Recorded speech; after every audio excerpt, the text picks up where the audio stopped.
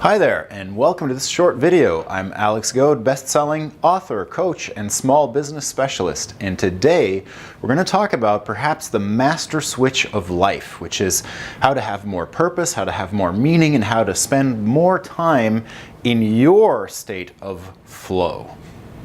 So first of all, let's talk about this idea of flow. So this is a concept that was brought up by Mihaly Csikszentmihalyi, and essentially here's what it refers to. And many people have different opinions about this, but here's the big picture, is that it's when you're engaged in doing something that's so engrossing, so interesting to you, that you almost lose track of time, lose track of what's going on around you, lose track of stress, anxiety, and all of that good stuff, and you're just in the flow and it feels fantastic. Now, I truly believe that every single person has the ability, can find something, an occupation that they can do most of their life that puts them in a state of flow and that allows you to live that way, to live in a way where what you do is so interesting, creates so much passion, so much desire to move forward that it trumps everything else. And if you watched my previous videos in this series, you've seen that people with more purpose and more meaning in their lives and more flow have higher incomes, have better health, live longer, and so on and so on and so on. So let's talk right now about how to find your flow. Now, the number one mistake that people make when they're trying to do this is that they associate it to something that is part of the board here somewhere, but it's not the start and it's not the beginning. Here's the number one mistake. The number one mistake is to lead with passion. So here's what this looks like. And this sounds good, right? We all think, or we've all experienced moments in our lives where we felt really, really interested in something. But is that passion? Or is that a passion that can be used as an occupation? Well, let's find out. So, the idea definitely sounds good. It's very attractive, and that's why so many people go for it, and so many people sell this idea. They have these huge coaching programs that say, you got to follow your passion, you got to do what you love, and this kind of stuff. And the problem that a lot of people experience is that they think, well, I don't have a passion, or there is nothing that I do as work that I love. And then they kind of get stumped there. Or, and this may be even worse, and this is what I did, I'm going to tell you a little story here, is you do have a passion or you have something that you feel very strongly about that really interests you, and then you decide to try to make a career, a job, or a business out of it, and it ends up rather poorly. So here's my little story. A couple of years ago, so I'm living the internet marketing dream lifestyle. It's fantastic. I'm making good money from home, low work hours. I decide, you know what? It's time to do it. It's time to move to the beach. So I moved to a small town on the Pacific coast of Costa Rica, tiny little thing. And right there, we're living right on the bay. I got this great apartment overlooking the water. And I love fishing, and I haven't done it for a long time, but I go down to the beach one day with my little rod and reel, and I start pitching, and all of a sudden I meet some other fishermen, and we start catching some fish, and it's like it engulfs me, and I'm like, whoa. It's like I've reconnected with something from my past that I lost, and that now comes rushing back in, and it feels fantastic. I'm having the time of my life. And so I order more stuff. I do it more. I drive to more remote locations. I catch bigger fish, and I'm still having the time of my life. And so I tell myself, you know what?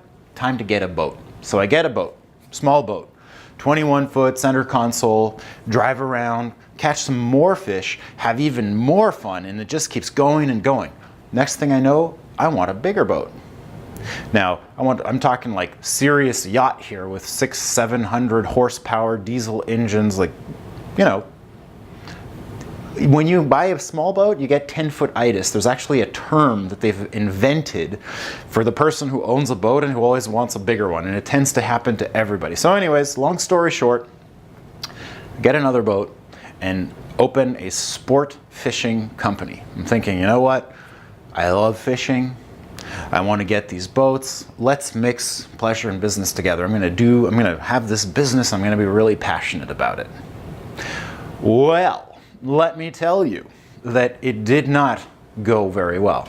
So I create the business, and all of a sudden now I've got to fill in all this paperwork, all of these permits.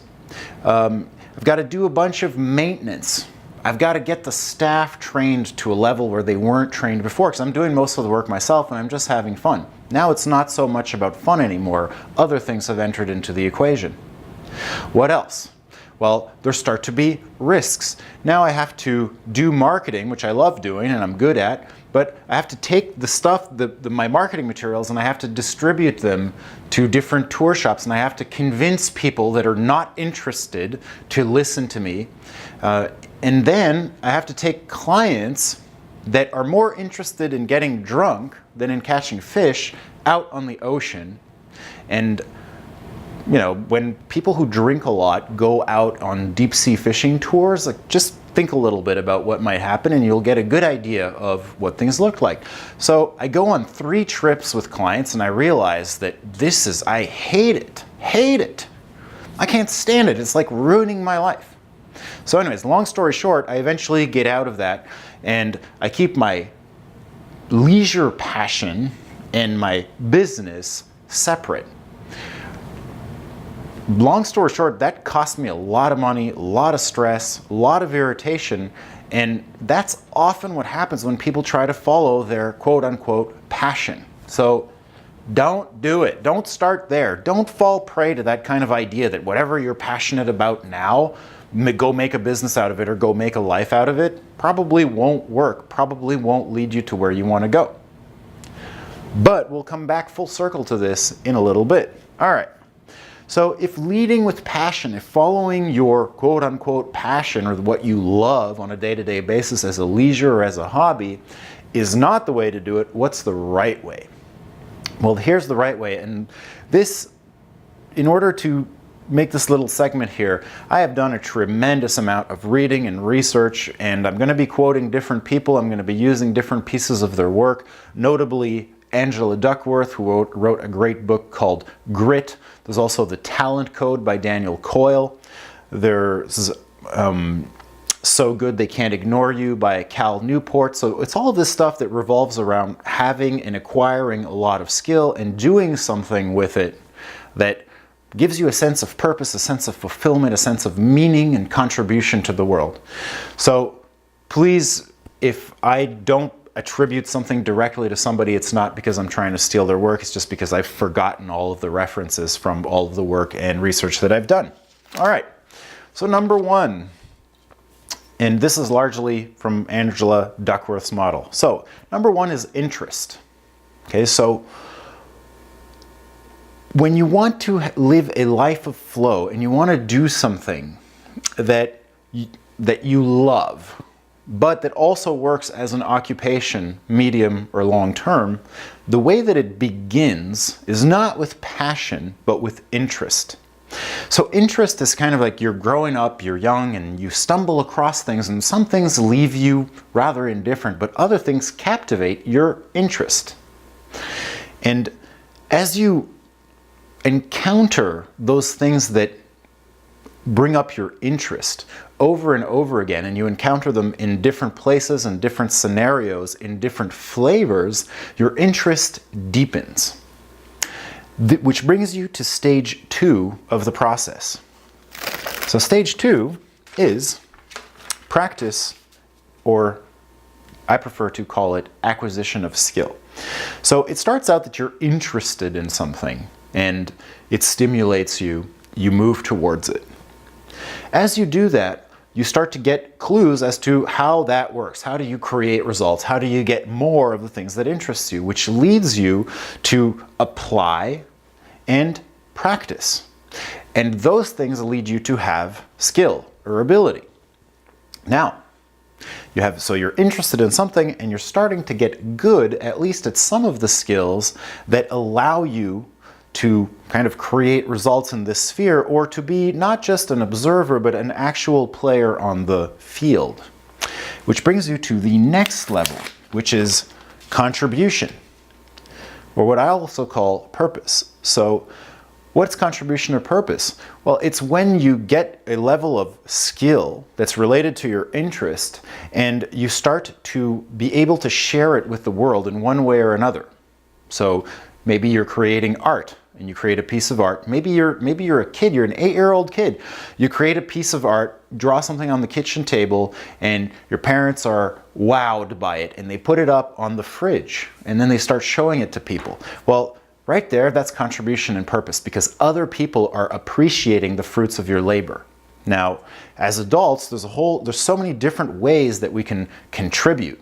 Whatever is beautiful, whatever is good, and whatever is true, generally generally leads you in the direction that people are going to be interested, they're going to be impressed, you're going to create value for them. And the act of creating value for people, no matter really what value you're creating, as long as it's ethical, that's contribution, and that's what gives purpose to the whole thing. Okay, so really, to be in a state of flow and to have an occupation that you love, first you have to work on discovering your interests, then you have to develop your skills through practice, and then you have to put those skills at the service of others, useful service to others, and all of a sudden now you've kind of booked the virtuous circle here. So the last kind of necessary factor for all of this to happen is hope, belief, or resilience. Here's what it comes down to, is that doing this is not necessarily going to be easy. So there's a reason why most people do it is because it can be hard, especially if you don't know what you're doing and you're just kind of flailing about. You can make so many mistakes, have so many failures that you start to believe that you can't do this. This is not accessible to you. Whatever it is that you've got now is pretty much how the rest of your life is going to be. Or you can believe that it can happen, that you can change, that circumstances can change, that your skills can get up to that level, that you will be a contributor, or at the very least, you have the hope that such things are possible. And so if you have hope and you have belief and you keep trying, and whenever you fail, you get up, so you show resilience, eventually this starts to work for you and it accelerates as a virtuous cycle, and that's when you become virtually unstoppable. And you become unstoppable because all of a sudden now you truly are invested with passion. But it doesn't belong up here, it belongs down here. Look at any great performer in this world. It could be in acting, it could be on the political scene, it could be in terms of altruism. And you will see, it could be great musicians, artists, it doesn't matter, but you'll see that basically they went through the cycle of being interested in something, practicing it until they become good, then using their skills in useful contribution to others, and this creates as an end result a passion that makes you come back to it again and again and again, that makes you want to deepen the results that you're getting, that makes you want to increase the contribution, increase your skills, and all that makes you even more interested. And this is a virtuous cycle that will take you into old age and beyond with a big smile on your face, a sense of fulfillment, a sense of purpose, and a sense of a life well lived. So, in the next video, I'm going to talk about how do you cultivate these different things here so that you can ultimately reach this goal, which is to have an occupation in life that puts you in a state of flow, in a state of contribution, and a state of purpose. So, thank you for watching. I'm Alex Goad, reminding you that today, the way you live today is a template for how you're going to live the rest of your life. So, make it count.